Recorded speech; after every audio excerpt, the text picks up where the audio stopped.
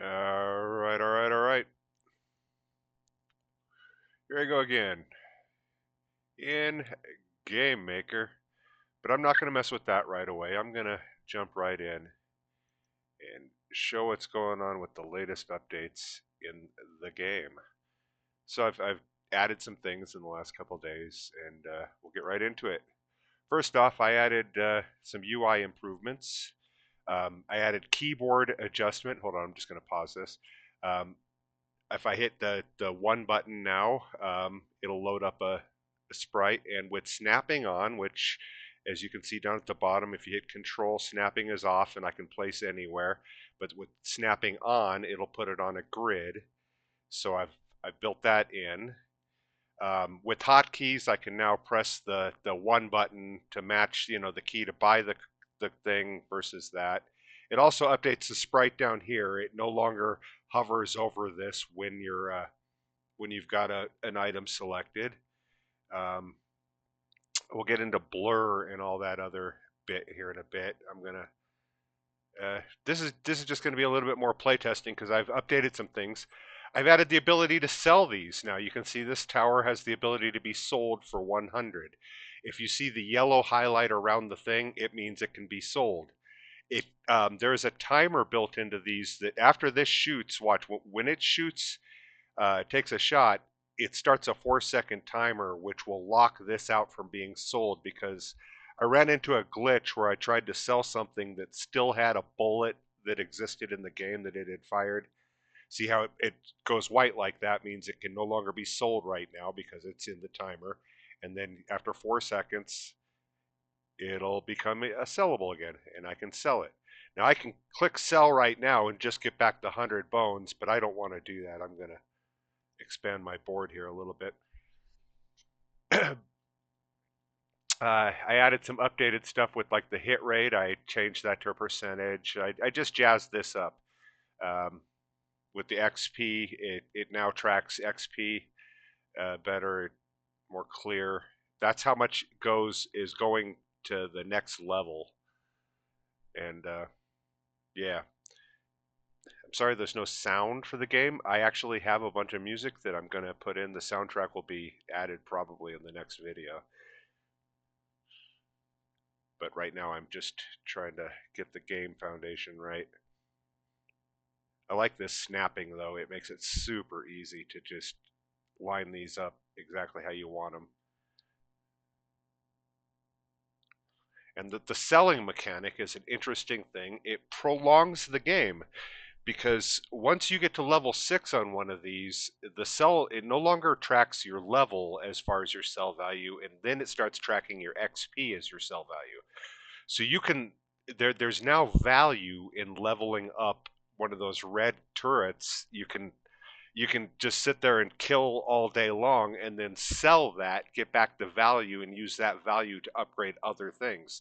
And I in my testing, it's been a great response to you know, you end up into a cash gap where you have a whole bunch of stuff on the board that you can't upgrade because you don't have the cash for it. Well, this helps with that. You sacrifice one upgraded thing to be able to upgrade 3 or 4 or 5 more other things, well, in some cases a lot more other things. It was a little out of balance. I've adjusted the cash value of the XP down a little bit, and that's what this test run is about. We'll see how it goes. You can see the hit percentages. This guy's got 100%, 90, 89, 88. It's going down a little bit. But that hit percentage will help you judge, where to place your turrets. You can tell which turrets are getting good shots and which ones are, getting quite a few misses. And remember, some of that is affected by, like this guy might be getting misses because this guy is killing them before this guy's bullet reaches them, and it it wouldn't have been a miss, but the guy's dead and gone before the bullet gets there. I don't know.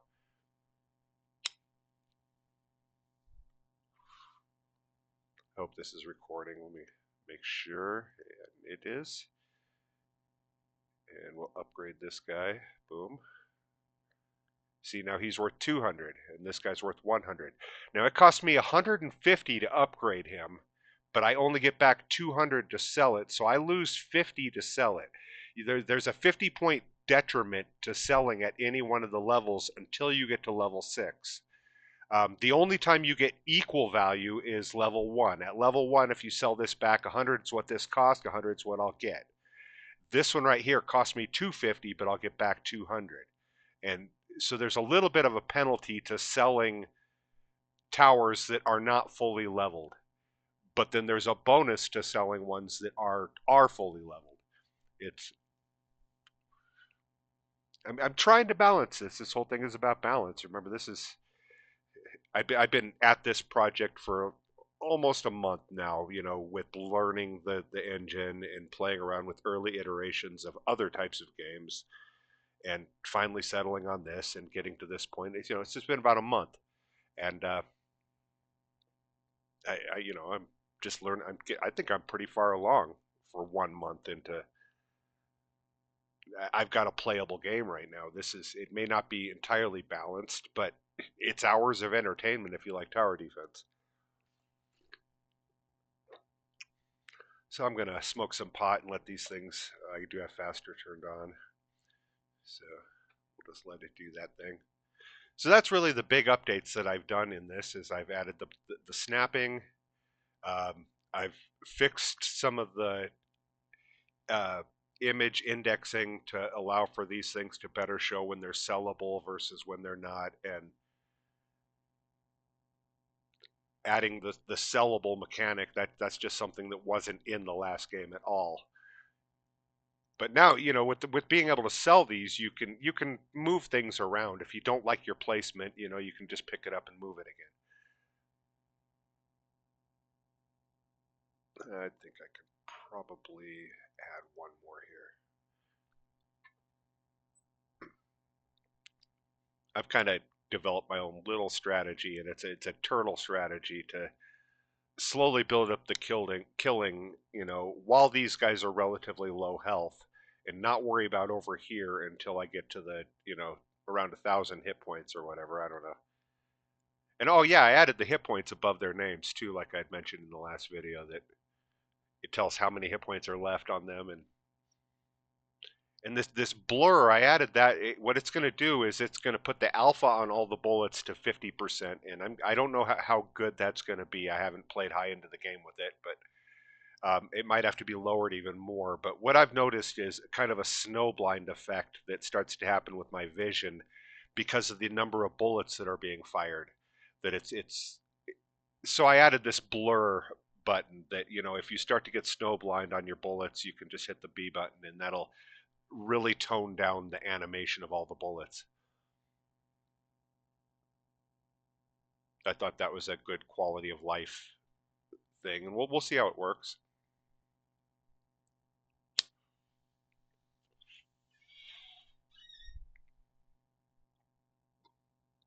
I can't wait to get into adding more mobs and adding more turrets and stuff like that, and all that's coming. But I think the next step I'm going to do is add the soundtrack. I want to perfect one level before I start moving on to the next level. I don't want to get into a process where I have 8 levels built, and then when I make a change, I have to go back and change each level. I'd rather just perfect this level and then copy and paste this into the next one and tweak it to make it new there. Change the map, add the mobs, but use the foundational code from this one. I think that will be much easier than advancing onto another level right now. Or even advancing onto more mobs. I don't want to start putting, more towers or more bad guys into the game until I've absolutely solid that I've got these mechanics down. That way the next ones will be based off of these, and there'll be uniformity.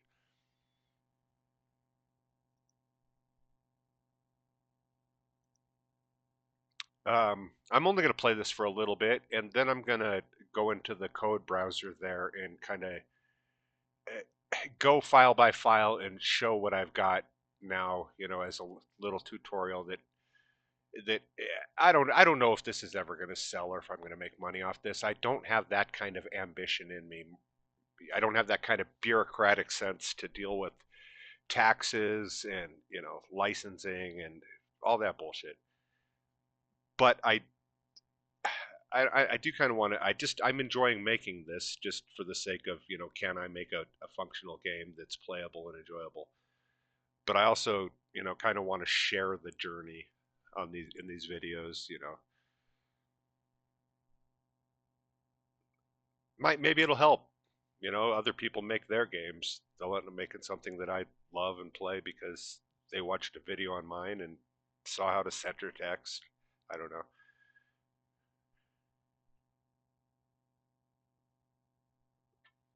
I just want to get into the mechanic, get as far along to buying and selling the red turrets, just to kind of show what that late game mechanic kind of looks like. That when how it kind of does prolong the life of the game. That it's a way of kind of combating how they out health you. At around level 100, they start out healthing you. They get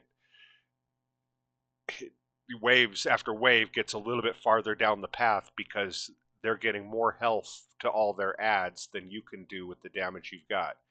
And it's because you're cash strapped. You end up with a bunch of turrets that you can't upgrade because you're cash strapped.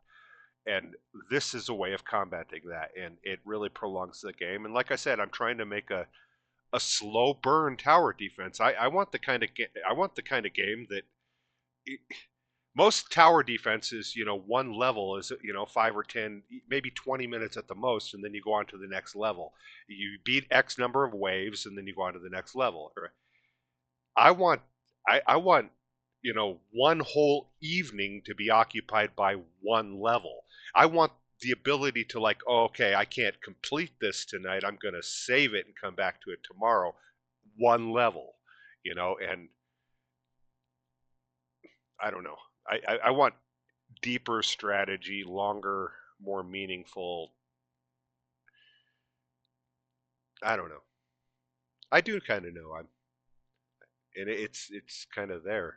That this is already there. This is several hours of basic playing right here that you could get off of just one game. And it starts off slow like this, but for the first 20 or 30 minutes, it's pretty chill.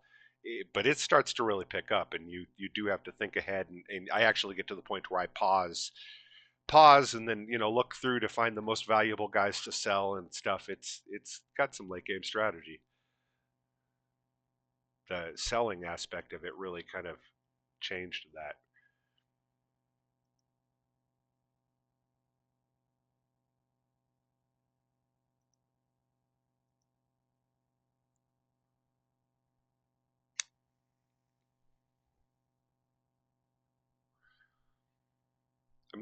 I do a slow crawl kind of push out, and once I get to this corner here, these guys, once they get leveled, they will start shooting these guys over there, and that helps right about the time that the mobs have a little more health than I'd like to see coming down the pike back here. It's I don't know, it's just I'm giving away the farm discussing strategy in these videos that players should be figuring this out, but I don't care. I think the if anybody ever plays this game and enjoys it, they're going to get a kick out of watching these videos of how it was put together and what thoughts I had. I guess it's a little bit of hubris on my part to think that anybody will actually play this, but it will become available at some point. Whether it's just to hear a free download off of this cheesy website I throw together for free somewhere, or I might even, if it gets good enough, maybe put it on Steam for $5. It's never going to be. I'm never going to think that it's a $20 game or anything like that. I'm never going to. But it might become something that's worth a few dollars. I'm not going to discount that idea right now. I just don't know about the whole process of putting it up there. It's a lot of nonsense I don't want to deal with.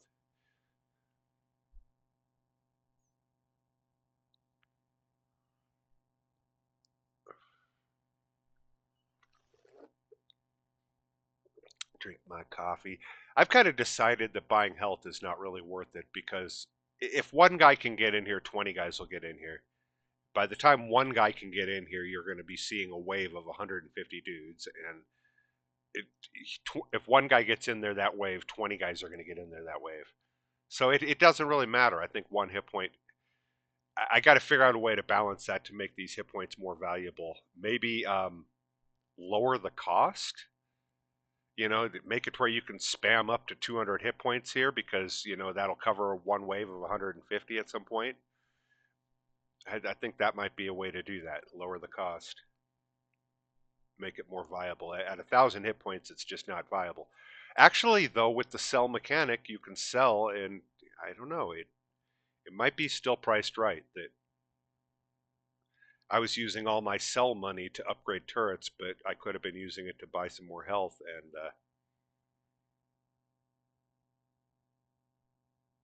yeah, that might be a way. Oops, I did not mean to do that. So what I do is I hover over it and just hit the S button.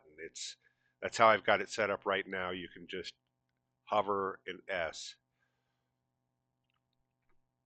and that'll give you back your money.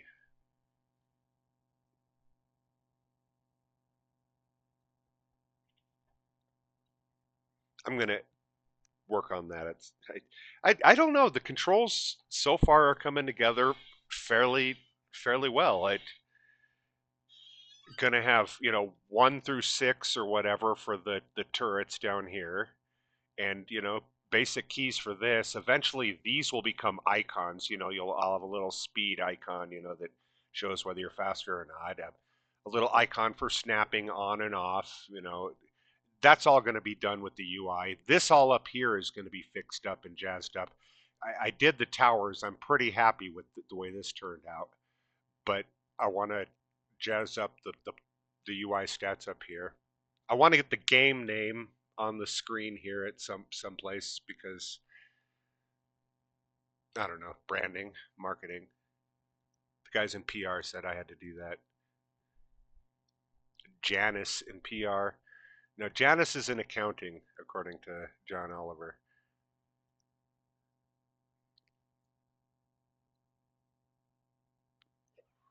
I'm gonna start on this side as well. 3 back.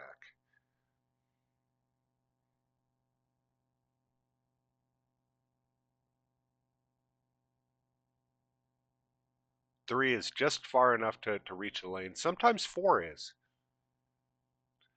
Like right here is 4 blocks away from this lane, putting it right here, but it will shoot there.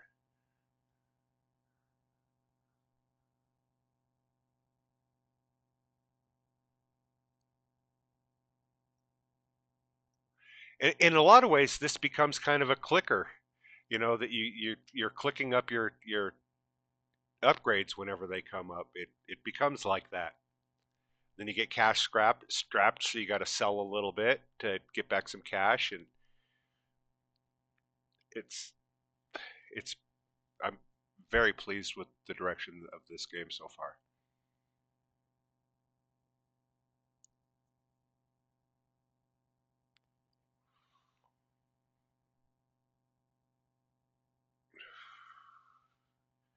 You know what? I think I'm gonna pause it, and I can go into the files right now, and then we can come back to this. So I'm just gonna hit pause. We'll get rid of those bullets. We'll pause that, and then go here and hit that. If I hit this back, will it come back? Yes, it will. Okay. And then we're gonna go in here into Game Maker, and I'm gonna go through all the files that I have so far. So I've got everything opened up over here, and we'll start with the fonts. I've got my typical font, default 18 pixels, Arial.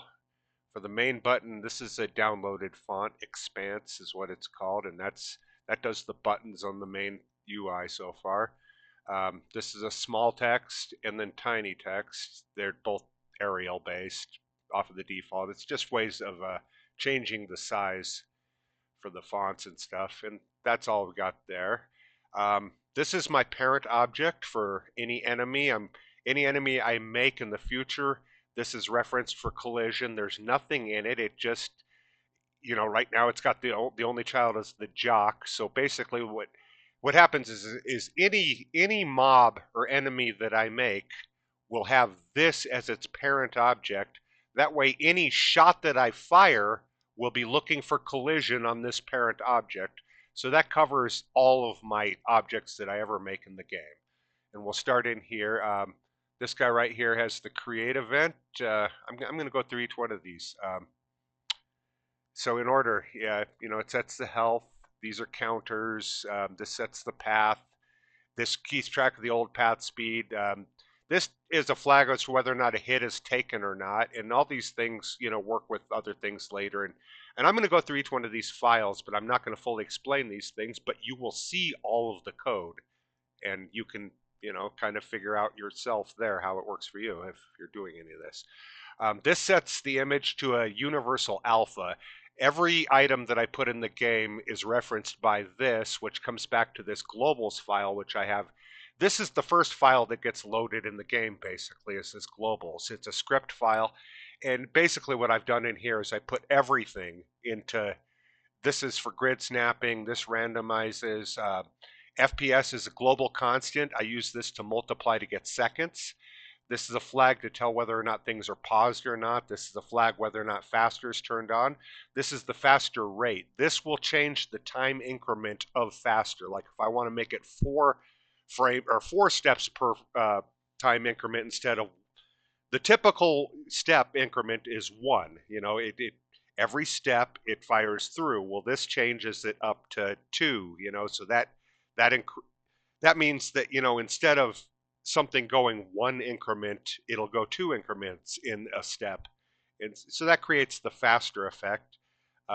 Game over flag. This is just to tell the main menu to show stats or not if a game has just ended. Snapping on or off, that's a, for whether or not it's turned on. It's a global thing that is turned on with a flag.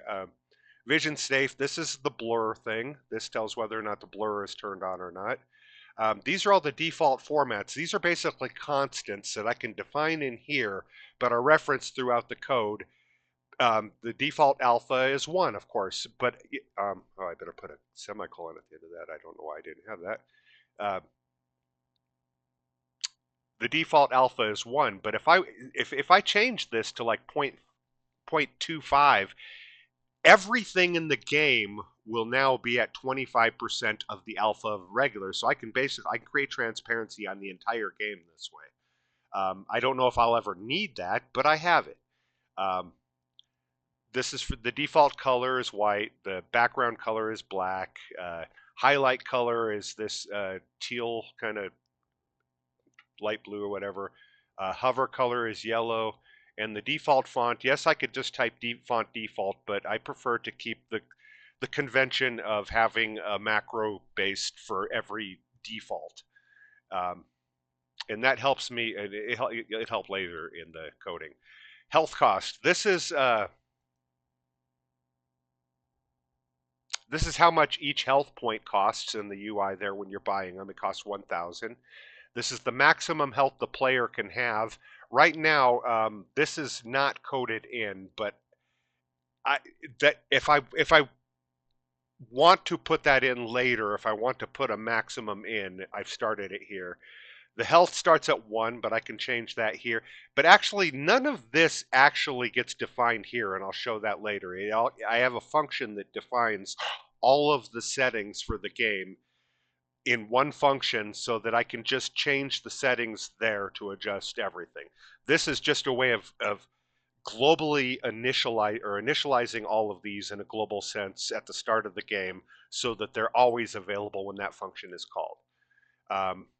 The player level, player wave, those are obvious, the level of the wave. The tower count, these are counts of, how many towers you put in the game, the kill count, the spawn count, this is how many enemies is spawned.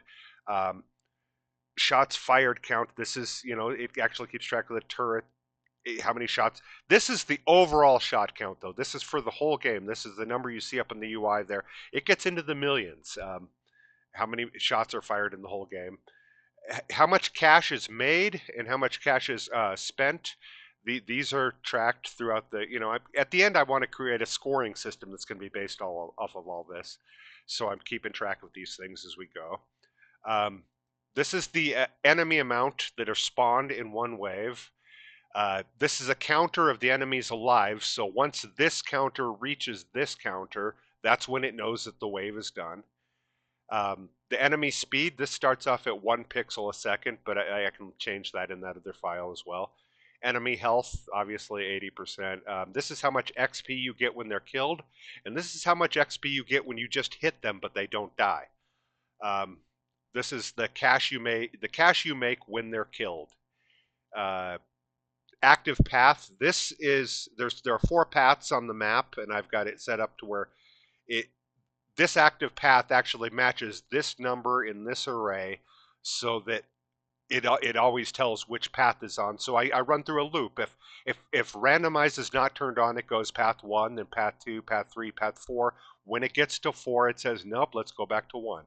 But if randomize is on, it'll just constantly pick a random choice between the number of lanes available, which would be 4, and whatever. The active enemy, this is the default active enemy. This flag can get changed when I add future enemies, and that will go right into the code and add the new enemy.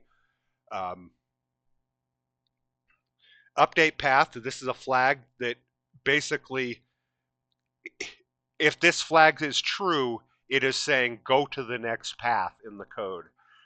The number of lanes, this corresponds with this up here. So like if I have a map that only has 3 lanes, it'll truncate this, and this last one won't even be a factor. Randomized lanes, it starts off at default false, but that's of course is a flag that can be changed by, if you saw on the starting screen, I had that random button that will actually do that.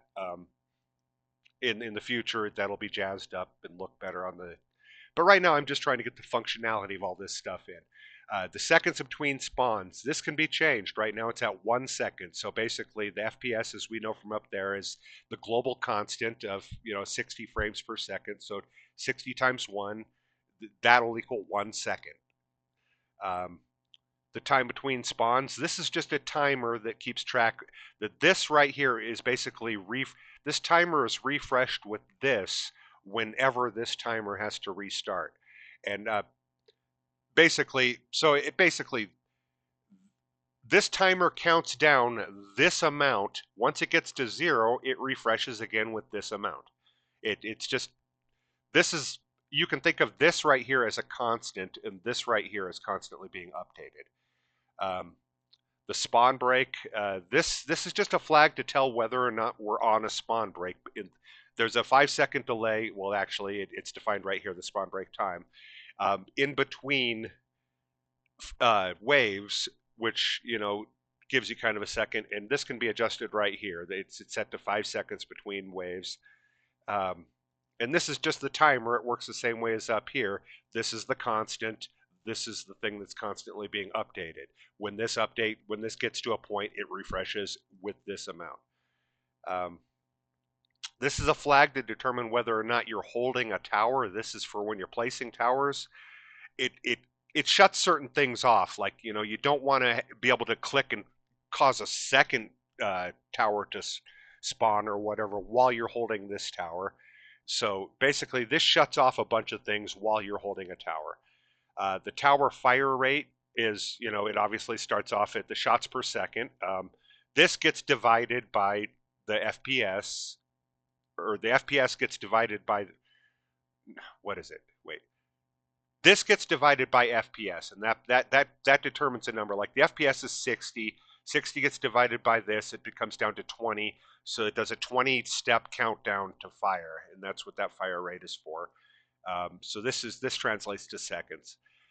Tower damage, this is how much damage is done to the enemy with each shot. This is the default cost of a tower. This is the default range of a tower, 150 pixels. And this is the default bullet speed, how many pixels it goes per step.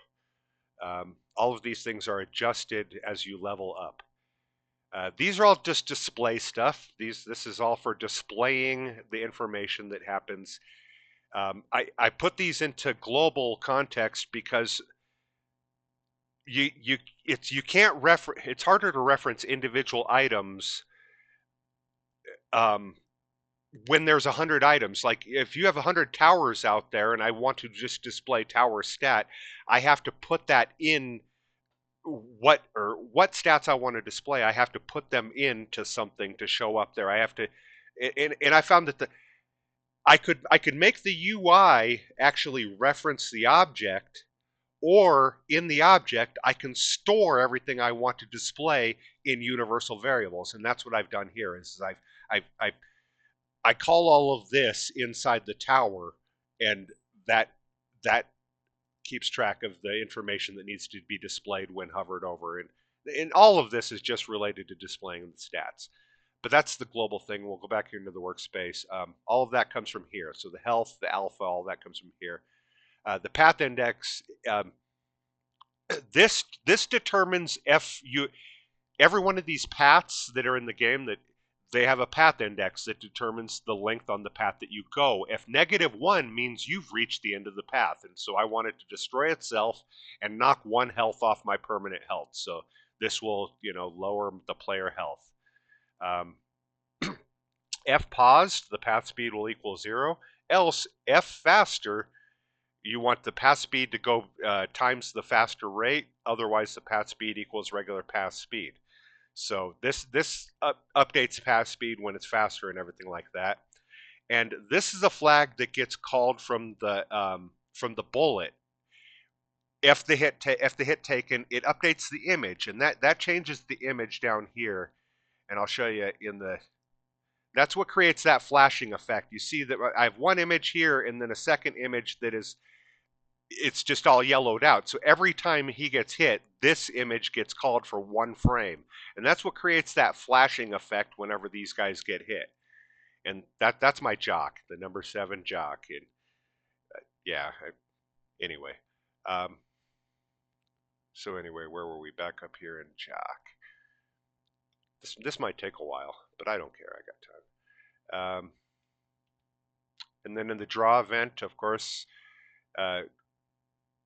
this is all done from a macro. This floors the health, because the health can actually, be like a number with a floating point integer, and I just want it to be a whole number. So this floors that and makes it a whole number. All this does is put the text above the name. That's the only reason for the draw event in this guy at all, is to put his health points above his name, and that's what this does right here. And that's it for that. Then we'll go into the UI. The UI does everything. This flag do once, I put this in here on certain things. On any file that has multiple clicks on it, I put this do once flag in there as a check to make sure that I'm only doing 1 click event that time, because it can happen if let's say you have one event that says F level 1 go to level 2, and then right below it you have F level 2 go to level 3. Both of those are going to fire in the same step. So it'll go level, because the order of events, by the time it gets to that second step where it's checking if you're level 2, you are level 2 because the step before it made you level 2. So the way to make sure that these things only happen in 1 step, I add this flag, so it says F level 1 and do once go to level 2, and then inside that bracket I say turn do once to false. So then when it goes to F level 2 and do once, it's not true because do once is false. So that it skips it. Every step do once is true until it gets to a point where I click on something, like see an example where I click on something and it actually does it. I don't think I actually even used it. I put it in there because I know there was a click on here. And that was the buy health button. Technically, it should be right. Yeah, right here. Do once. This is it. F mouse check button and do once becomes false. So if I add another click to the UI event, it won't affect that until the next step. It's just an insurance that you know, yeah, anyway. But that's all this is. This whole thing is the UI. I don't know if you need to see all this. It puts everything on the screen and draws it all. Displays the tower kills, the spawn break, pause screen, uh, F faster, F snapping. This is the text down at the bottom. In the future, these will be changed to sprites that will, you know, and I'm trying to label all this so that I know where to come back to. But anyway, that's it for the HUD UI, and then we'll go in here to the object restricted. This is just a parent object right here for all of these, and this handles collision for when you're placing tiles down in the game. So what it is all of these are different restricted sizes of 128 to, they're all based on the base 16, and those are these red tiles in the game here on this restricted path. All of these blocks right here, see, they're to make sure they check for collision when I lay down blocks to make sure that I don't accidentally put anything on top of a lane or anything like that. So what you do there is you create your files in here, you make your image, and you make it kind of transparent so you can kind of see through it, and you make one for each, and then you make your make all of these, and make sure that each one of these corresponds, it's got the sprite and it matches there, and then its parent object is this restricted, and that way when you check for collision on restricted, it's going to match up with any one of these. So I can use these to build any level to block off any area I do not want to be accessible by dropping a tower, and that's what all that's for. Spawners, basically, this is the parent object that does all the spawning. All of these right here are blank, and they just refer to they have the exact code that is in this one right here. And so this is like lane 1, this is lane 2, lane 3, lane 4, but all of them run this code as children of this object. So what it does is this determines whether or not this thing is active or not. If it's not active, it's not spawning anything. If it is active, it isn't. So that way I can turn these things on and off with the game object down here, which we'll get to in a second. So these objects run through. The time increment right here, this basically sets, for when I speed up time, this is the default time right now. And that gets multiplied in here. On the step event, there's only a step. F active, we know that the flag is set right there. And not pause will go into our loop of doing things. F faster, time increment 1 times equals 1 times otherwise time increment equals this. So basically that, the faster rate becomes 1 times 2, which makes everything double if faster. Enemy count, if enemy count equals enemy amount, this count right here is constantly going up. The enemy amount is defined at the start of the level. It's actually defined in I'll just go right here. I'm going to show I'm going to step back a little bit. This is my new game initialization function. Whenever a new game is started, it runs this, and it basically this is a required one. The room is required, but the randomize is optional. If it's undefined, it's going to be normal. If it is defined, it'll be randomized, and that randomizes the lanes. But anyway, this file right here sets everything for the whole game. These are all the flags that adjust everything: the enemy amount, enemy count, enemy speed, enemy health, active enemy. This starts everything. And so based upon those numbers in here, this enemy count starts at 0, this enemy starts at 4. So this is not true unless it's going down. But if it is true, when this number reaches that amount, when count becomes 5, because enemy amount is 5, it's going to immediately start a check for if all of the active enemies are alive. If everything is still going, if there's still something alive, it's going to ignore this. But once all of the enemies are gone, it starts the spawn break. It does the spawn break timer. Um, it starts the spawn timer by updating the spawn timer to equal the spawn break timer. And then as it comes back through, it's going to increment down on this spawn break timer. So basically, this is the loop that does the spawn break right here. When enemy count is less than enemy amount, this is what's actually going to do the spawning. The spawn timer, that's the increment between spawns. Basically, it's good. Once it runs down to 0, the spawn timer gets reset. It spawns a new enemy, and the enemy count gets updated. So, and all that's that, and it spawns it at X and Y because these are placed on the map right here at these positions. Each one of those spawners is placed at these spots on the map. So the instant creation of the enemy happens at exactly that spot as well. And I think that's it for the spawner that runs all those. I'm going to go in here to the game and skip over the beehives for a second. This is the ultimate thing that runs the object. In fact, this object right here in the corner is the game object right here, and it's the first one that runs everything for the level. And this right here, I can adjust how many adds are added per level. Like I can make it add 5 per wave. This is how much the hit points go up per wave. So it's basically, it takes how many hit points there are now and multiplies it by this number. Every wave it does that, so it increases basically exponentially, and it does that the same with the speed for right here. So I can adjust the settings right here to change, the adds, this is for waves and everything. This is a flag to determine if this is the first run through a thing. This basically breaks into the loop.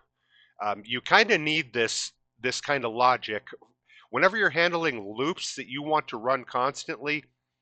You'll find that you need some way of starting that loop without like breaking the logic of the loop. And the way to do that, I find, is by doing a first run flag of sorts that gets triggered the first time. This will make sure that the very first time in the loop, I run it how I want it to run anyway. We'll get to that in a second. This creates the depth of the UI. I put it at 5,000 to make sure that all that information is always on top. The steps here are, backspace and paused. So basically on the pause menu, if I hit backspace, this is going to end your game and put you back to the main menu. It's a way of quitting game. The game over flag will signal so that all your stats will go to that menu, but your game is over, and that's what happens there. If you hit escape, it's going to check whether or not you're paused or not. If you are paused, this just turns pause on and off. Spacebar turns faster on and off. Control button turns snapping on and off, and these are all done from the game thing. This is my master file, so this is where I want my controls. The B button turns vision blur on and off. Okay, here we go. The first run, basically, it guarantees that the wave, it sets the wave at 1, and now it checks if we're randomized. It's going to do a 1 between the number of lanes. So basically, the active path will become a number between 1 and there. And then it's going to do all this stuff depending on which active path. If it's 1, this activates the spawner. See, like if this random active path is 3, it's going to come up here and it's going to say, all right, spawner 3, which was up here, activate and turn that on. And I showed you before how there was an activate flag. That gets activated right there. And then at the end of this first run, it turns off. It goes to flag. So now these spawners will actually determine whether or not in here, once it gets to the bottom, once the spawn break timer is below or equals 0, update path becomes true, and that flags in here to go here, update path. If update path is true, we're going to go to randomized lanes. It's going to check for the randomized lanes and roll another one. Otherwise, it's going to update the path by adding one. If the number of paths is more than or if the active path is more than the number of lanes, it's going to reset the path back to 1. So basically, if it's random, it does this. It does the random range of 1 to the number of lanes. And if it's not random, it runs through the loop there. And then again, we do the same check again here. And I could put this into a function. I could put this into a function because I'm calling it multiple times. I should do that. That's good practice. But right now I've got it just repeating in here that it runs back through the spawners. It updates the wave. And here's where we update from right here, these percentages. Because the wave has updated, we're going to add these new percentages. Enemy count gets reset back to 0. Enemy update path becomes false because we're running through this, and we only want this to happen once. So at the end of this run, we're going to set this back to false, so this is no longer running anymore. And then this is just a final check to make sure that if your health equals 0, game over. You know, same as at the start here, where if you hit backspace while you're paused, game over. It's the same basic thing. So we went through spawner. We'll go into the tower here. Wrong button. First off, I have this object tower, and this is just a parent object that I will put any child or any tower that I put into the game will be under this. And I don't know why oh yes, I put that in there for collision. When you're placing down a tower, you want to make sure it's not colliding with another tower. And the way to do that is to give your towers in the game a parent object so that it looks for that object in the same way we did one parent object for all the restricted. It'll look for this one parent object. If it finds it, it won't let you place it there. And that way, you know, you're not placing towers on top of towers. So that's all this object is good for is that. Otherwise, okay, we'll go in backwards order here because this is the first one that's called the Beehive Shop. This is what's here in the map right here, and you'll see that it's small. It's 32 by 32, but in the game it's actually 64 by 64, and that's done in the code here when I upgrade the sprite width and sprite height by 2 right there. So that makes actually this right here is what scales it right here. In the create event, first off, I want to put it into a tower cell slot. Slot equals 1. This corresponds with the keyboard click of 1, so you can place things down. All the towers will have like slots 1 through 6. In the future, I'll have a global values for this, but right now, this is the temporary that I've got set up. Scales up the image. Of course, we want to set our do once flag in case we do clicks, which we do a lot of that down here. And you can see there's an example of it right here. Image index, we want that to be 1 because if you look on the jock, actually on the tower index, this one's got a lot of stuff. The Beehive Tower has a lot of, as you can see, a lot of different colors. But tower index 1 will be that one right there. And that's what gets defined from right there. I got to get a better system of going back to this. And image alpha, the universal alpha, I told you earlier, I have that set that every object that gets called into the game is defined by this universal alpha so that I can adjust everything if I want at some point. I haven't needed to, but it's there. Now these right here are set up so that we can do checkbox hovers and stuff, because even though this scales up the image, it does not change the sprite width and height. Do you understand what I'm saying? The sprite width is still 32 by 32, but this scaled up the display to be 64 by 64, but the code still reads the width of that height by 60. So I wanted this scaling up to match my hover events, so I had to define that with a new height and a new width, and that multiplies it by 2 in the same way that the scaling goes up by 2 right there. So this is going to check to see if we have enough cash is more than or is less than the tower cost, or we are holding a tower. So this basically changes that the image in the game right here changes this to a half alpha and a certain sprite. Well, yeah, it changes it to half alpha if you're holding a tower or you don't have enough money to buy it. So, that's just a look thing. And again, I even did this, I did the universal alpha by that. I could have just defined this as 0.5, but then whenever I change the universal alpha, this won't be affected. So I made sure that I multiplied it by the universal alpha. Check hover. This, of course, this gets offset because there is a center alignment on these towers to shoot the bullets. I need to offset the check hover. So I do that by subtracting half the width and half the height. And that's what those go for right there.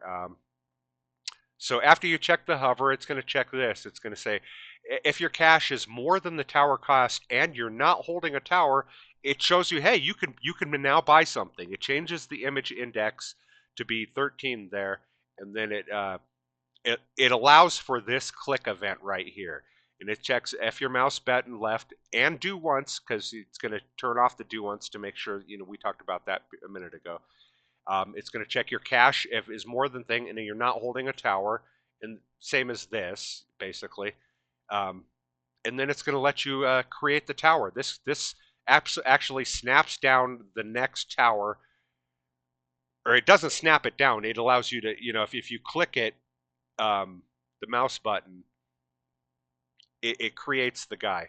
And in the same way that this creates the guy if you hit the tower cell slot. So basically, this does the mouse button. If I click down here, this event right there is the click event. Or if I hit the one button, it does the same thing. And then I can right click to sell that back.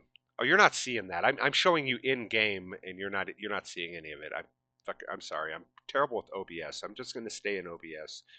You can trust me that these do things. And this right here checks if you're not holding a tower and you have cash that's more than the tower thing. It checks the tower slot, and it lets you. This is equivalent to 1, as we know from the tower slot back here.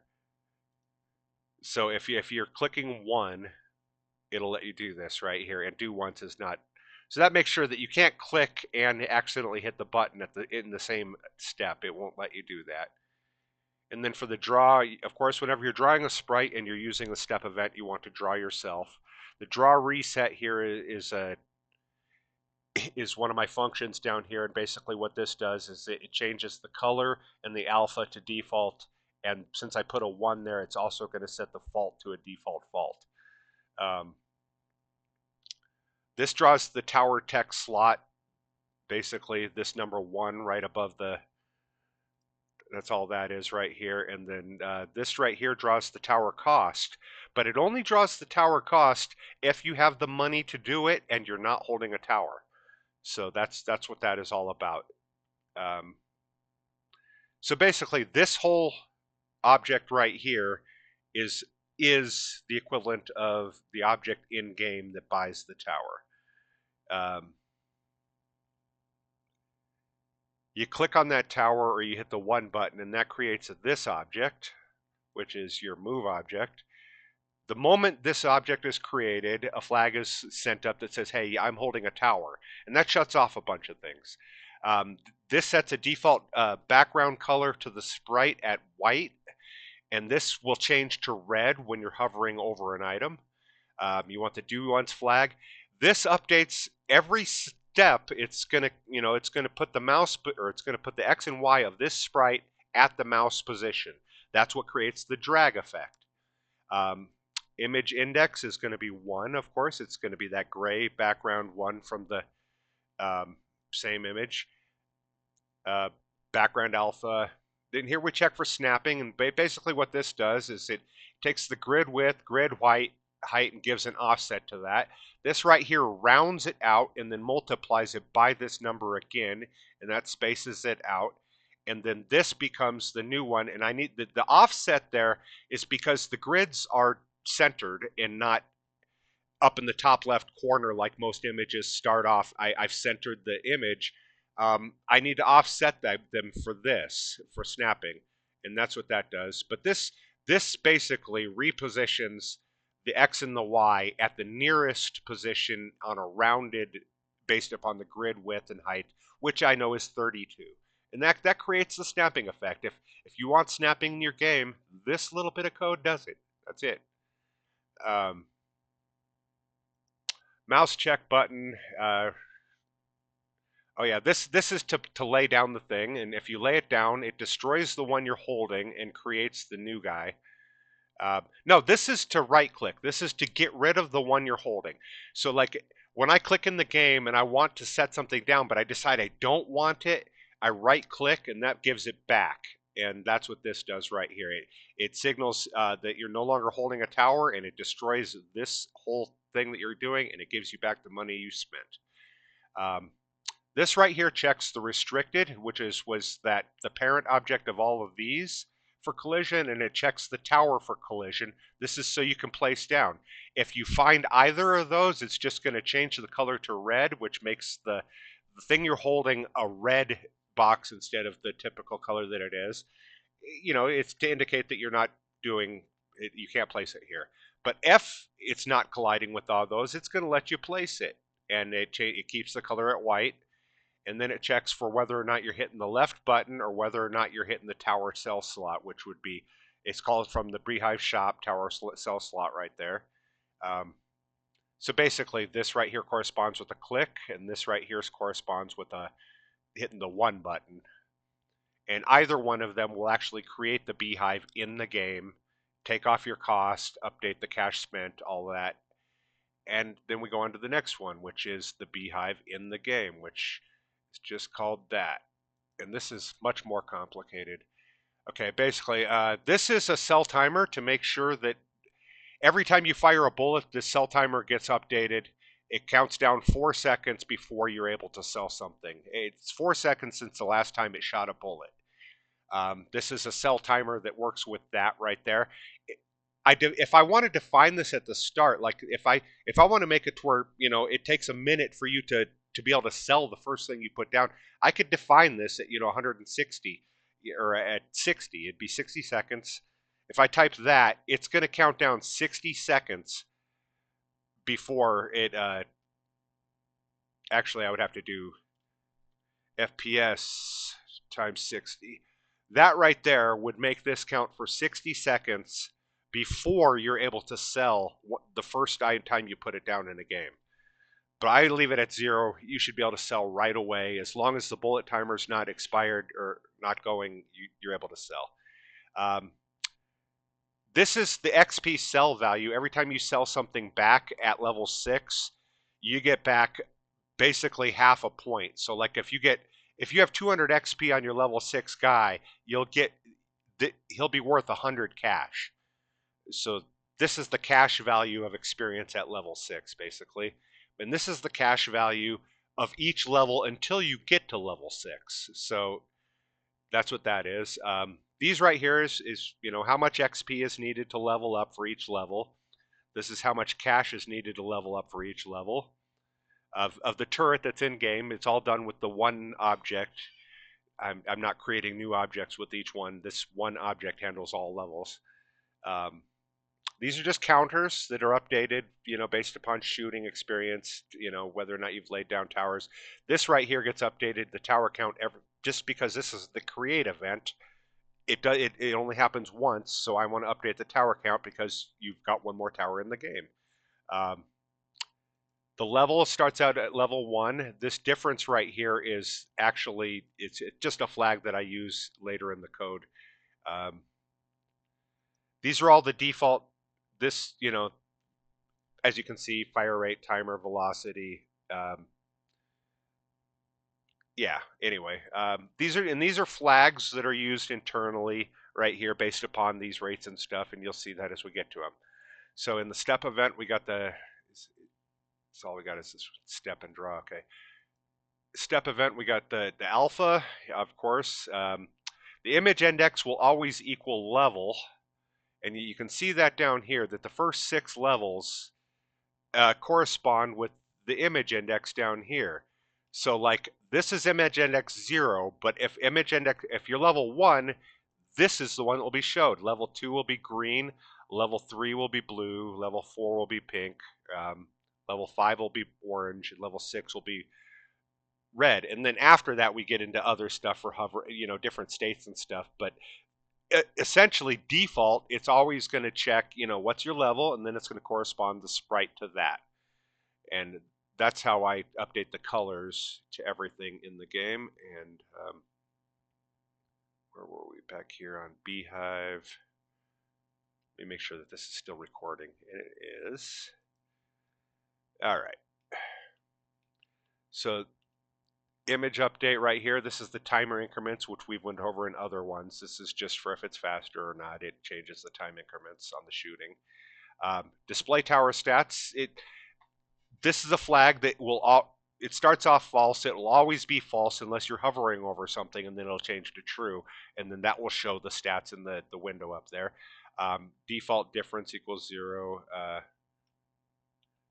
Oh yeah, every step the difference equals 0. This difference is used in stat collecting down there. I'll show it in a second. I know what it's for. Do once, of course, we want to set that up. And now we get into level checks. And we do this backwards to make sure that I don't overlap steps. If I did level 1 and then level 2 and then level 3 and then level 4 in order, when I upgrade from level 1 to level 2, the same step could be firing the same event. So if you do these backwards, you'll prevent that. No way, if I go from level 1 to level 2, it has to go to the next step before it knows that you're level 2. And that's why you do these levels backwards. So from level 5, first off, it checks if you're level 5. If you are, it's going to say upgradable is false because it hasn't checked your experience and everything like that, so it doesn't know that you're upgradable or not. It checks your experience. If your experience is more than the level 6 experience, which is set back here, right here, this level 6 XP. So once you're over 1200 in experience, it's going to allow for this stuff in here. Your difference still equals 0. Image index gets changed over to number 12, which I'm not going to show you, but you know that there's a special image for it. I've showed you the sprite file already. Now it's going to check if your cash is enough to purchase. It's going to change it to image like that and make this upgradable. Otherwise, it's not upgradable. And if it's not upgradable, the difference is the amount of XP minus your experience. So I need 1200 experience to get to the next level, and I've got 500. This difference is going to show up as 700, and that difference becomes the number that is shown in the stat window there of how much is to go until the next level. So that's what that difference is. It's flagged as 0 at the start and gets updated by depending on what level you are every step. And now it's going to check here. It's going to check if you're hover. Now, if you're upgradable and you're hover, it's going to let you do the hover click. It's going to let you click on it, and that upgrades the fire rate by 1, the range by +10, the damage by 1, velocity by 1. Every level you go up, it resets the experience. It takes off the cash of the level 6 cost, and it adds this to the cash spent amount, which is an overall total that tracks for the whole game. And then it updates your level to level 6. That's it. That's a whole level event. Every one of these levels does the same thing on a lower schedule. It, goes up to their things. Level 3 is blue.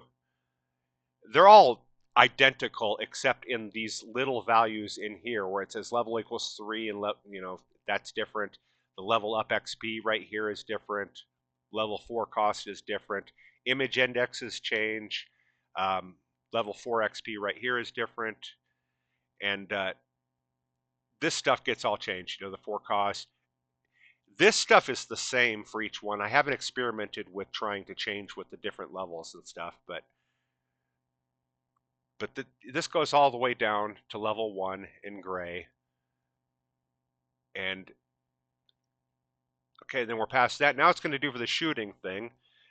This is just a flag to show whether or not this thing is ready to shoot or not. I am not using it for anything, but I do have the ability to shut off shooting for whatever reason. Like, let's say I have a mob that has a debuff that shuts down shooting on a random target. as he passes by or whatever. This flag right here, I can shut it off with the ready flag. Um, if it is ready, which it always is because I don't have that in yet, it's gonna assign the enemy to the nearest enemy right here. If there's nobody in there and it's not or it's not, or if it's not no one, if this right here, the instant nearest, it's going to look for an enemy based upon the parent enemy object. If there's not no one there and we're not paused, it's doing the shooting. That's basically it. If there's not no enemy and there's not paused, it's going to shoot. And that it's to shoot, it's going to check the range right here. It's going to check, it's going to do a point distance between my current XY and the enemy's XY, and then it's going to compare that range versus the range right there, plus the sprite width, because this way you catch the edge of the mob, because the mob has a centered uh, anchor. Half of the width is missing on that, so this right here adds that to the range to make sure that your range actually matches up with the edge of their uh, target area. Um, Basically, the timer here is the shot timer. It gets incremented, and once it gets incremented right here, and the timer increment is affected by the whether or not you're faster or not. Um, once the timer gets to 0, it's going to go through all this. It's going to update that a shot has been taken, and now it's going to create the bullet. And we need to have all these information, or we need to put that into a variable so that we can update all the information of that variable right here. And we do that by changing its speed to the current velocity, which is set up right here at the start. But this velocity gets updated every time the wave gets updated, or every time the tower gets updated. I'm sorry. See up here, yeah. When I add to this level, my velocity goes up by 1. So the bullet speed will change the bullet speed of this tower will be different to the bullet speed of a different level. And that's what this does right here. It changes the speed, the damage, the direction, the point direction. So the X and the Y is, the current XY where the tower is or the bullet is created, and the enemy XY is where that's at. So it's going to aim, that shoots the bullet basically. The tower ID, this is used so that in the bullet I can track which tower fired it. I need to send that information to the bullet, and I do that right here. And I need to know what level of tower fired it, and I send that information to the bullet right there as well. The timer gets reset, and that's the timer that does the shoot timer. And the cell timer is constant. Every time this shoots, the cell timer is constantly refreshed with the cell time. And that way, the cell timer is so that you can sell your item as long as there's not a bullet existing in game, and that's just a little buffer to make sure that doesn't happen. And then down here is all the display stats. If the display stats are turned on, it puts these things into the stats. The counts, it updates from the kills, all that. And down here is for selling. We update the sell value with the tower cost. The sell value, this makes sure that whatever you paid for it, you get back. If level is less than 1 or greater than 1, that means at level 1 it's just going to be default to the tower cost. But over the level 1, there's going to be an adjustment for the levels that you put into it. And that level adjustment is the level sell value adjustment down here, right here. So the sell value right there is 50. So right here, the level adjust is 50 times level. So every level I add that 50 number times the level. So at level 2, you get a bonus of 100. At level 3, you get a bonus of 150. At level 4, all the way up to level 6. But if it's at level 6, this sell value gets overwritten by this, which starts to do. It takes the sell value with the level up all the way up to level 6, which would be 300 or whatever, and then it starts incrementing it with an XP adjust. So this means when you're at level 6, it will start adding to the sell value based upon the experience that you have, And this experience cell value is set right here. It's at a half a one basically, so I get one half a dollar for every experience. So every two experience, I get $1 um, in cell value, and that's all that. The cell timer right here, this gets incremented every step, no matter what, and it might be a full cell timer up here because it got reset by shooting, or it might be all the way negative, 400 because you haven't shot in forever. It doesn't matter as long as the cell timer is below zero. Your sellable is true. Otherwise, sellable is false. Um, so in here, we check for hover and we let you do the cell. And basically, that's all. It destroys the instance. It lowers the tower count because you've taken one off the board. Um, the cell value and the tower minus the tower cost uh, is the difference. So basically, there is money earned here, and this right here is to keep track of the money earned. So if you have a whole bunch of XP in a level 6 and you sell it, you're going to make more money back than what you spent on tower cost. And that's where this cash earned becomes a thing. It's going to update it with the difference. It's going to take your sell value from right here, which is adjusted with levels and all of that, and minus the tower cost, which is already factored in up here, and that becomes the difference. And so your cash is updated with the sell value. Your tower cost is lowered, or cash spent is lowered. All that's for stat tracking. That's all that stuff right there. Then we go into the draw event. This displays the stats basically. We check hover, and this, depending on whether or not it's sellable or not, that's going to change the index right there. And these right here are all the display stats getting updated. I do it in here in the draw because it's late in the event to make sure that that by the time it gets displayed to the UI, it's got all the updated information from the step and it's not changing during the step. And then you want to draw self because anytime you write into a draw event, you want to draw self. Anyway, that's it for the beehive. I showed you game, the tower. Oh yeah, this is just a launch. When the game first launches, it does a room timer of a half a second before it goes to the next room. Uh, in the create event, here's the room timer. Once it equals 0, it goes to the next room. This is the first thing that loads when the game loads. It has the starting room down here, this room launch. This room corresponds with that. This is a good place. In the create event here, I can add a couple objects. Like, let's say I want to add universal controls, which I'm already handling another way. But I am going to put a music player in here that's going to play soundtrack music, and that will be loaded right here in the launch. So this right here is a good place to, do instance create layer. You do one of these and add, soundtrack or whatever, and make it persistent to where it always stays in the game, and that's what's going to get loaded in there. But right now it goes to the main menu. In the future, it's going to go to the splash room, which would be this one right here. There's nothing in it, but the splash will be, the splash screen, and the splash screen will go onto the menu, which is right here. And the menu, room, this is the next room that it's going to go to. Defaults to room level 1. Later on, when I have multiple rooms, there'll be a system here where that's determined differently. But right now, I need to define it pre-code, and I do it right here. Show menu is just whether or not I want to hide the menu. Like later, if I put options into the menu, I might want to hide the menu buttons and show something else, and that's what that flag is for. In the step event, F show menu, we're going to show the menu, and this is quite a bit here. No, this isn't a lot. It just does, a check hover, which is my own function.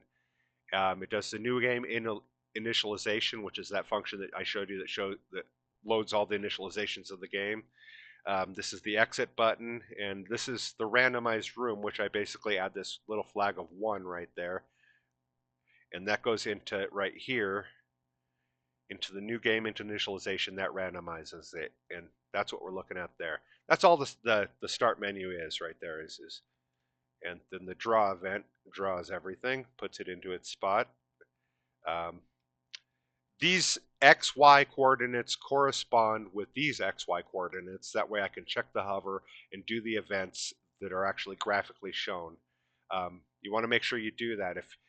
If you can do click events in the draw event, I can make it to where if you're hovered in this event, go to the next room. But I think it is better practice to call your executable stuff in the step event and just do a draw here that draws the stuff and then have a corresponding step event that matches it, like the width and the height in the center and all that. It's the same as up here. That way the this button right here matches this check hover right here. They're the same, in the same spot and the same thing. um, Game over. These are the stats that show up when you come out of a game. That's all that is. For the paths, each path is, basically laid out. You'll have to watch a path tutorial to how this is done, but you lay them out into the game, and they end up corresponding with these lanes here. There's 4 of them. That path 1 is the first one. Path 2 is the downs version of that. Path 3 is a little bit farther over. As you can see with the pixels, this is at 352 pixels right there, and this one's at 128. So the 352 is coming down right here, and all that is laid out in the game screen there and stuff. It's not that hard to figure out as far as making it and designing it. It's all done in here in the room. Got the rooms to launch things, the rooms to splash, nothing in those. The menu room, nothing in that. All right, now we'll get into the meat of some of this stuff. We'll start off, I'm going to go down here through the library. First off, we got the line reset. This resets the alignment to the horizontal for text and stuff like that. And it also works for sprites and stuff. This will change the anchor position of a sprite. Draw set reset. This puts everything back to the no, the middle right here. Actually, wait, I'm going the wrong. Wait, do I got these wrong? I got these wrong. Align middle does reset. Align middles. That's not right. Hold on.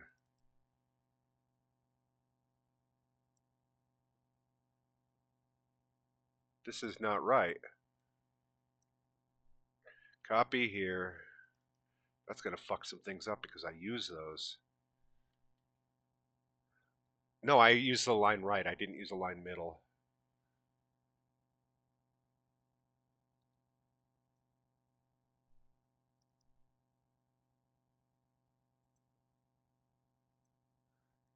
Okay, that's how it's supposed to be. I don't know what that's going to mess up in game.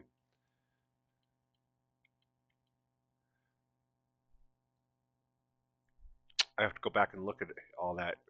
I don't know how that was working. I don't think I used either. I know I used align reset though,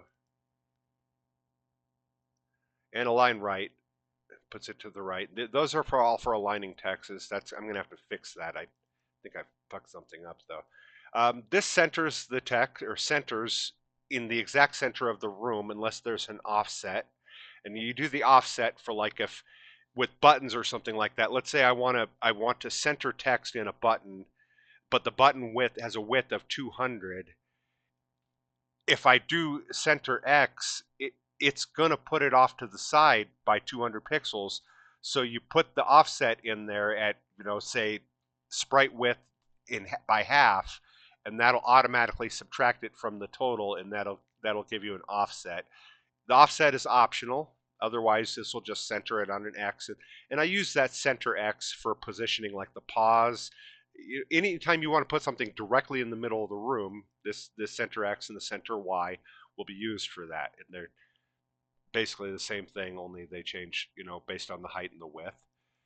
Draw alpha, it's going to check if you have an alpha argument. If you don't, it's going to provide one based upon the global alpha thing. And then draw set alpha. Draw set color, same thing. It's going to check if you have a color defined. If not, it's going to define the universal color. And then draw set the color. Draw set font, same thing. Check if you have a font. define, check and define, whatever. And I prefer these. Yes, I could just use the draw sent font anytime, but this way I have a way of setting a default font without defining it. I can just type draw font and it's the font. It's the default font. I don't ever have to change that, and I can still adjust it. This this is a system for allowing me to set defaults more than it is for me allow for me setting customs. But I just add the customs so it makes it more flexible. It's draw rectangle. This basically checks the type, and if it's type 1, it draws a full box rectangle. Type 2 draws an outline rectangle. Type 3 draws a round rectangle full box. Type 4 draws a round rectangle outline. So I can use this draw rectangle to draw any one of those 4 types of rectangles. And I use that quite a bit. And the way this works is this is also a good thing to have, because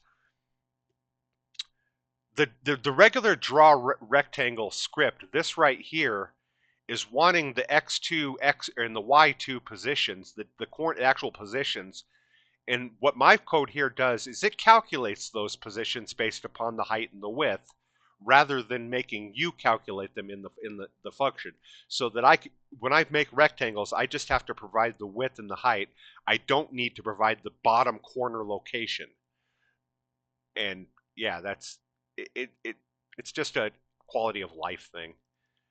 Draw reset, what this does is it sets the default alpha and the default color no matter what. So if I just do draw reset without the font defined, it's going to define the default alpha and the default color and leave font out of it. But if I add like a number 1, I can add a font, but it's not going to define that font. I can write goobly gobbly in here, and it's still just going to add this code. So basically I treat that as a 1 or a 0, a 1 or nothing. You know, if I leave it blank, it's going to do the alpha and the color. If I add the number 1 here, if I just put 1 in there when I'm doing it, it will add the font. And draw set. Okay, this is basically the same as the other one, except I can define it.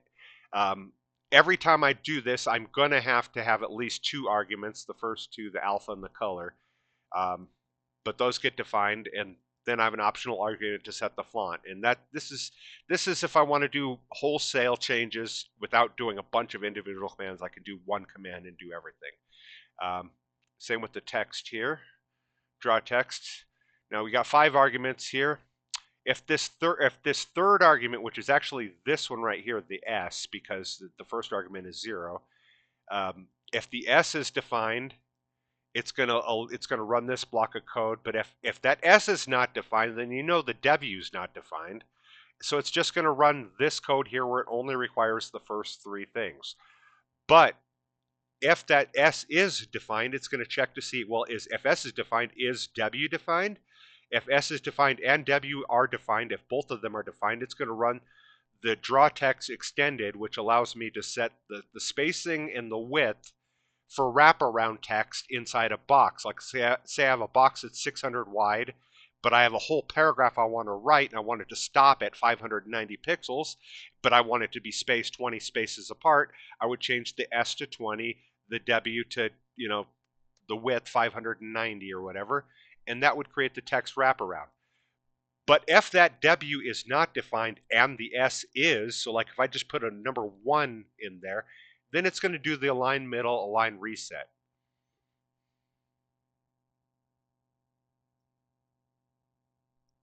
And yeah, that's it right there for draw text. And this is for loading files. I'm not using this for anything yet, but this is what I'm going to use to save files, to save games and stuff like that. This is the code that I'm going to use to load games when I actually get to that. I don't have it in, but I'm ready. I have the function set in here. This is the function I use to check whether or not something is hovering or not. It returns false or true, whatever. You saw the new game initialization right here, and that's everything that initializes the game. And this is the main button. This is the button that shows up on the front page, and this is quite a lot going on. Um, it sets and resets thickness. You'd have to look at it. I'm Yeah, you just have to look at it. I'm not going to get into explaining it. It's graphical. It's if you're curious how I made the button on the front, that's the code that does it. Anyway, what else do we have down here? I went through sprites, went through all that. I can show you the tile set. This is the tile set that I'm using right now to do all the drawing. I can change all this. I made all these. Of course I did. It's simple. It's anyway. That corresponds with this tile set right here. That's what I'm using to draw the levels. Like I can go in here to the level here, and I can. I want to be on the instances level.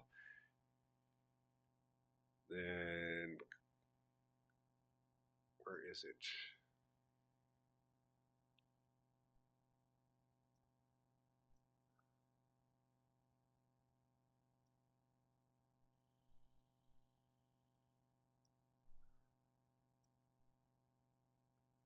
How do I get to the tiles here?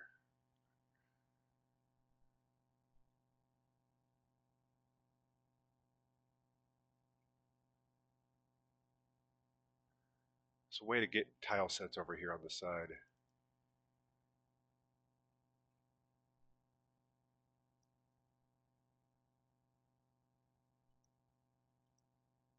Come on, where's the level? What am I missing here? It's usually just a button over here that I can click.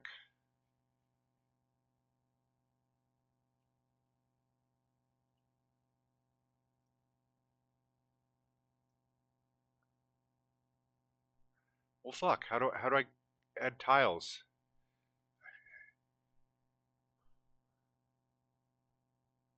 There's usually just a button right here where I click and it changes it to between asset browser and tile browser. Oh, oh, that's right, because I have to be on the tile layer. Duh. Now I can go in here and I can change things. Like if let's say I want to make everything green, you know, or I want to add a cornfield here. I can change the tiles and put a little cornfield in the middle there. If I want to change the color of these lanes, I can make them all, yeah. Anyway, that's just showing you there that the tile set has it. It's cheesy graphics now, but there's potential, to update the tile sets with some cool stuff down the road. Let's see, how far along are we on this video? Quite a bit. I think I'm gonna just go back in here and play for just a minute and probably call it a video. I'm not gonna, obviously, it's already been an hour and a half. I'm not gonna run through a whole nother hour and a half of playing this.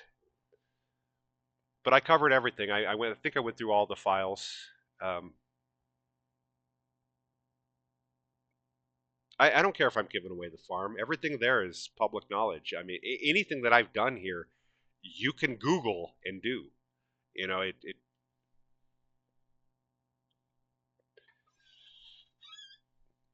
and now when you Google it, you'll find my video.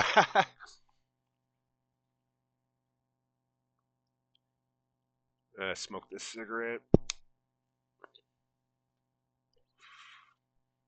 I'm the tile thing unlocked some ideas in my head. Once I figured out how to do those tiles, it was like, okay, wait, I could do a lot with this game wise.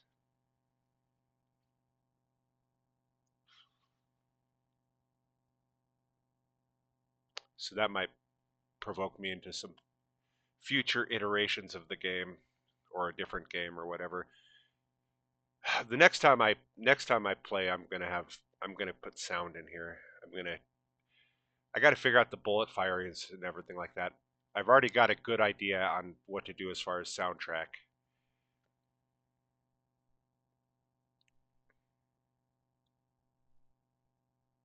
That'll give some life to the game, a little bit of ambiance.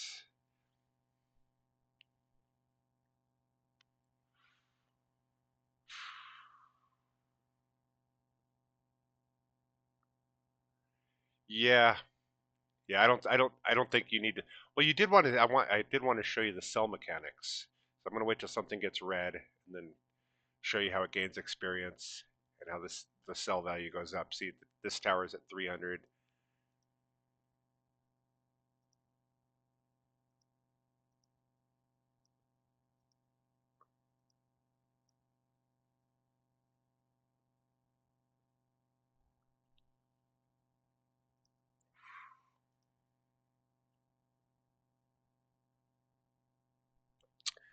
Oh, I need pot. I need coffee. I need cigarettes.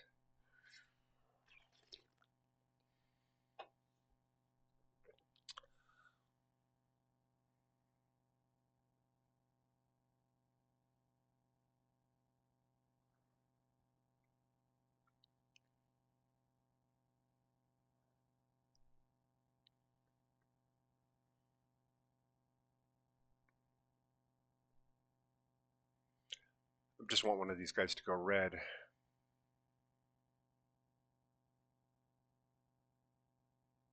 They're getting there. 260 XP. Problem is, these guys are starting to do all the killing. These guys up front. These back guys have a higher hit rate than the guys up front. Well, that's because these guys that get back here will fire shots at guys that are already dead because the front guy killed them. And that creates misses in the back lanes.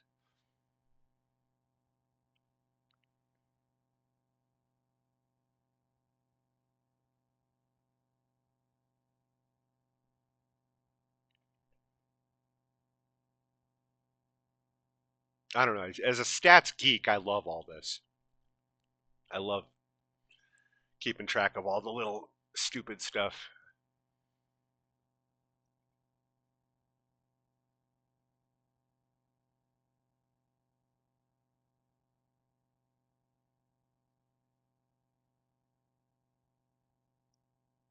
Upgrade, upgrade. This guy should be next.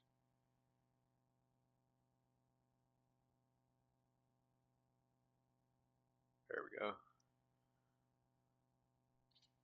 These guys aren't getting any play. And this guy has not had a shot yet. He's had 38 shots, 0 hits. I might as well just sell him. He's a fucking loser. Yeah, we'll sell him. Boom. Gone. $100 back. No harm, no foul. Didn't cost me anything. 38 shots.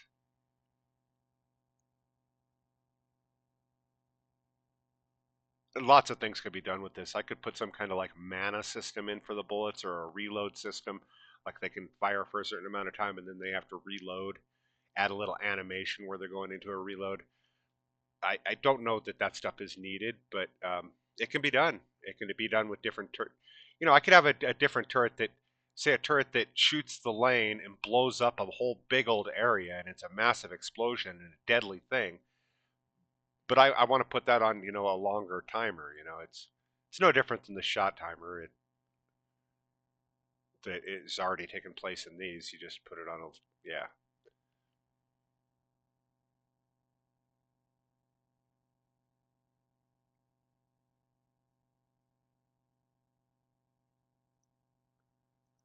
Doobie. Oh, yes, Doobie. That's what I need. Fucking Doobie. So I'm going to roll this Doobie, let this play for a little bit, and by then we should be able to sell one of these red guys and show the sell mechanic in action. And I'm not going to complete the whole game here. In fact, I don't want to anymore. I've thought about it that I don't want to play super far into these games because I don't want to give up the strategies that people will figure out on their own if they end up playing this. I I I don't. Yeah, yeah. I don't want to do that.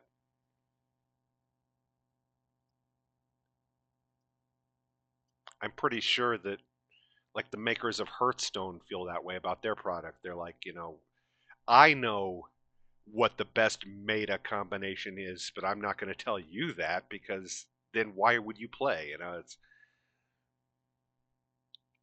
I mean, that's not the only reason to play, but a lot of the reason people play these things is to figure it out. It, so, yeah, I don't want to take away the mystery.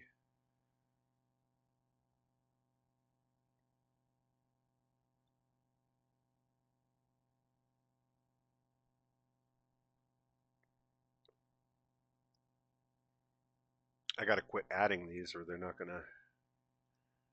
Although I do got to add them up and add them.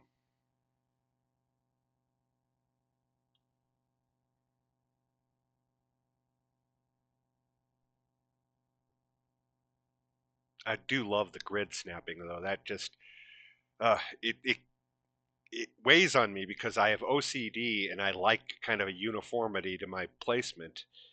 And sometimes I will sit there and just hold that item, holding my breath, moving the mouse ever so slightly just to get it exactly right, and it becomes nerve wracking.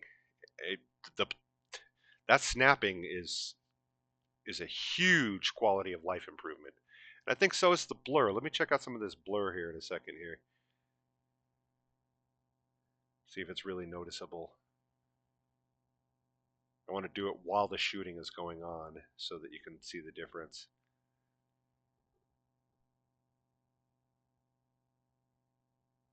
Here they come, coming round the mountain when they come. Let's get ready to hit the B button. Okay, there's the regular. Oh yeah, that's much better. See, look how faint it is.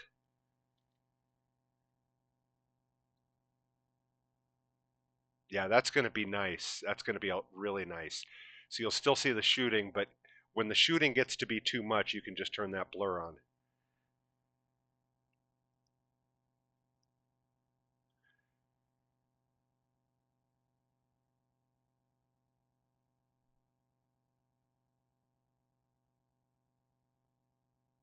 So yeah, in a little over 24 hours or whatever, it's been. I recorded that last video yesterday morning or whatever. So whenever this plays, it'll be within 48 hours of the last video. So that's how much I've gotten done in a day and a half, a day. Oh, here. See, okay. See, his sell value is going up. Oh, it's actually keeping track of the 50 cents. Look at that. Did you see that? It was at 50 cents there. I got to adjust that. I want whole value. Like you don't get a point unless it rounds up to the next level. I'm going to do that. I don't want the 50 cents in there.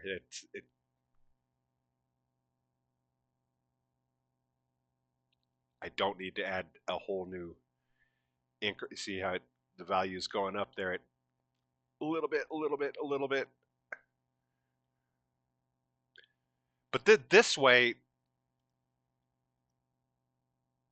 yeah, you can stockpile cash in experience with guys and then sell them, and it becomes very lucrative. Yeah, I mean this guy's going to be worth many thousand cash before it's said and done. It's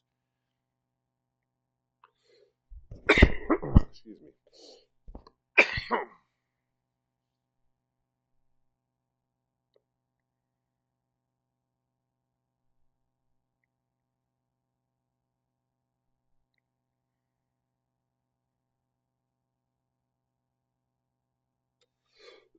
Oh, man. Okay, I think I got this doobie cleaned.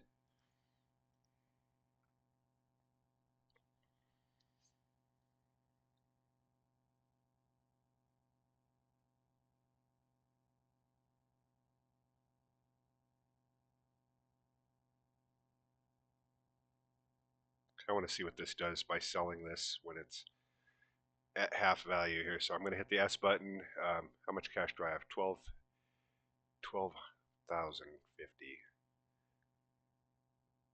Yep, it added the money and the 50 cents. I got to get rid of that though. The 50 cents. I'm gonna, yeah. I'm gonna hit pause, escape, go back to the menu, and then hit exit, and go in here, and we'll consider that part of the video done. But to finish up here, I'm going to fix that one little thing on camera here. I'm gonna go into, let's see, what is it? Spawner? No, that's not Spawner. It's Beehive. And down here with the cash and sellable, sell value, experience adjust, and we can do this right here. Just type in floor, sell value,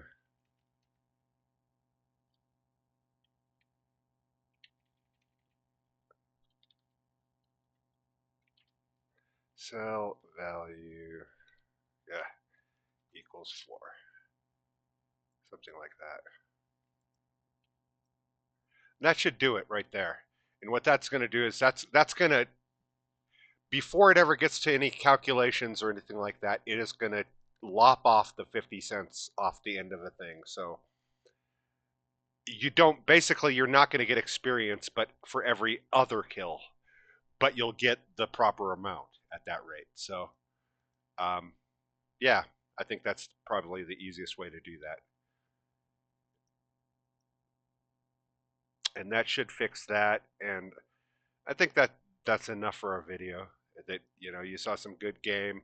You saw all of the files. So yeah, if you're following along at home and making your own game, maybe you learned something. Otherwise, I'll be back in a day or two with the latest update. Peace out.